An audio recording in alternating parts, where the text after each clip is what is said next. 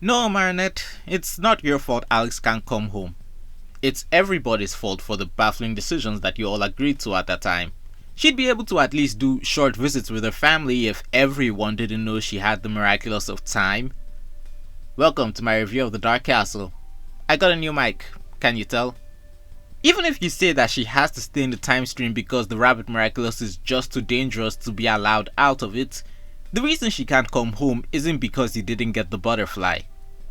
Okay, it's partially that. I still don't understand how Lila could possibly have gotten it before you unless you were just incredibly negligent. Anyway, the reason is because you told everyone she has the rabbit, and you're so married to the idea of never changing who you give the Miraculous to that it hasn't occurred to you to let someone else, like the Order of Guardians who dedicated their lives to protecting the Miraculous, do it for you. And honestly, I still don't concede the idea that the Rabbit Miraculous is just too dangerous to ever let out of the burrow. It was in the timeline for 3 seasons and thousands of years before that. It only really became a problem after you got the Miraculous stolen from you. By Felix. The idea Alix couldn't visit for a day while she has it is exaggerated, especially when she can check the timeline to make sure there won't be a villain attack while she does so. Except she can't do that now because everyone knows she has the Rabbit Miraculous. I've been liking this show a lot. It's kind of nostalgic to go back to complaining about the writing. Okay, now that we've gotten all of that out of the way, let's see how good the episode is on its own. A lot of people seem to be really disappointed because they apparently had really high expectations and thought this was gonna be some big angst heavy episode contributing to the plot. I did not. I thought the episode would have more foreshadowing outside of the usual scenes of Lila writing in her diary, but besides that, this actually surpassed my expectations.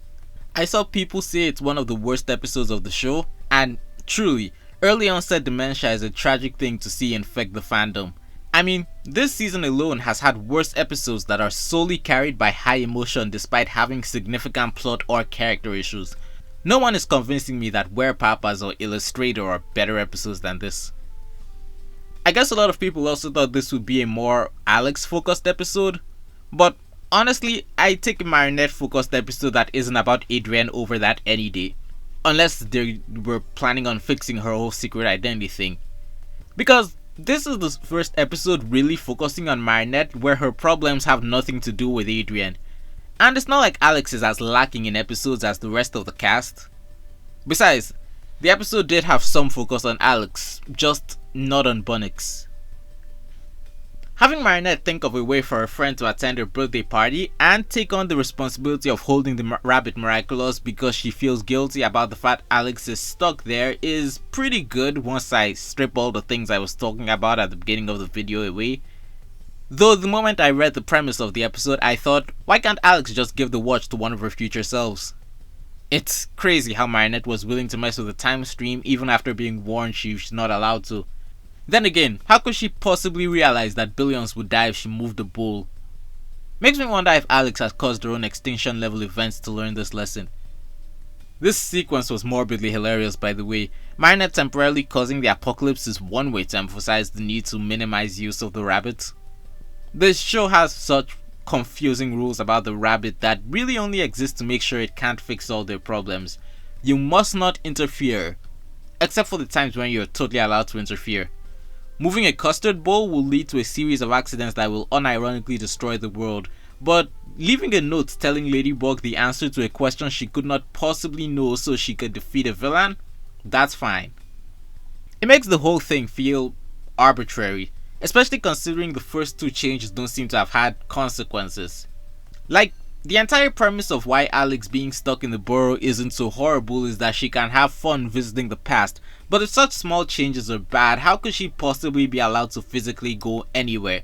This picture alone would probably sink America into the ocean. It was nice to see Alix get to hang out with her friends and family, though Adrien was really ready to drop everything to go see a sick Marinette, huh? The image of Bunnybug trying to kiss Adrien caused so much unnecessary drama as it brought the consent conversation back to the forefront. And then it turned out to be nothing because she remembered halfway through that it's a bad idea to kiss her boyfriend through a time portal while she's being a superhero. The weird thing about Marinette hate is that sometimes the haters pick the oddest things to focus on.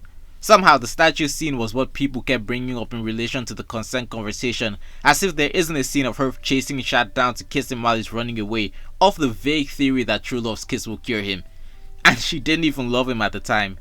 If you want to hate on Marinette, pick your battles and get some variety in your complaints.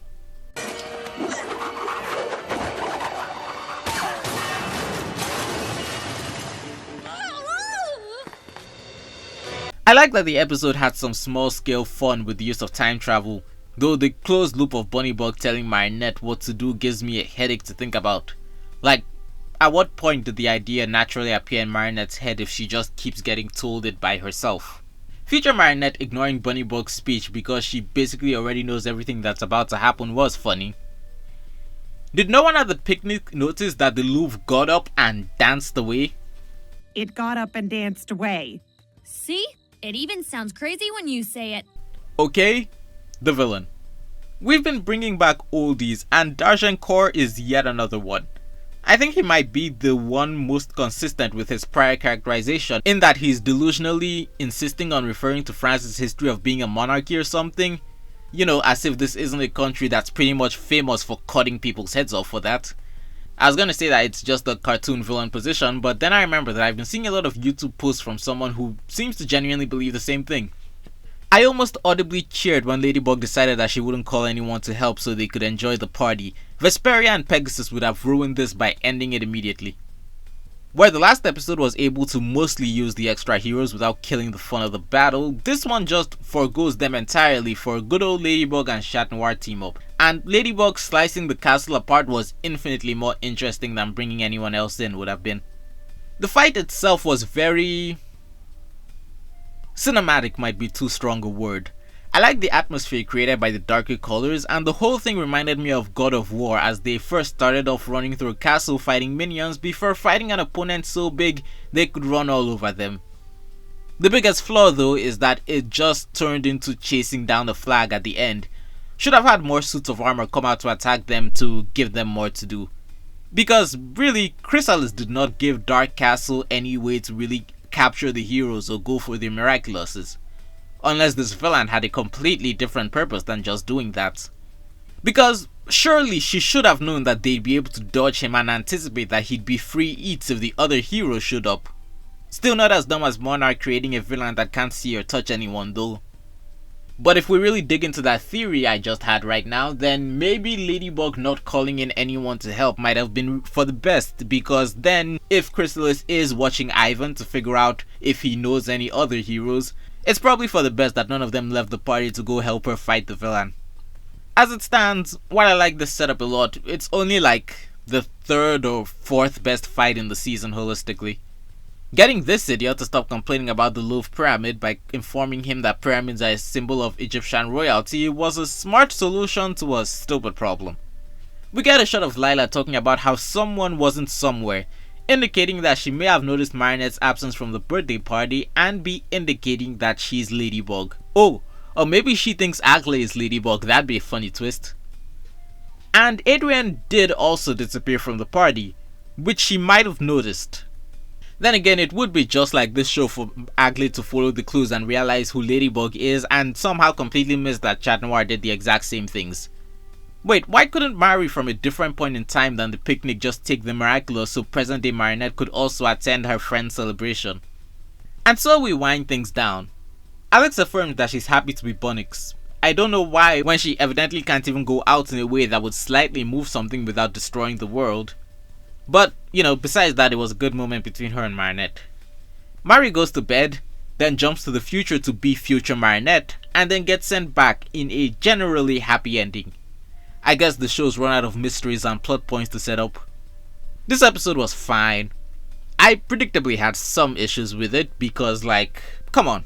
It's a Miraculous episode about time travel. I think we all kinda know what to expect.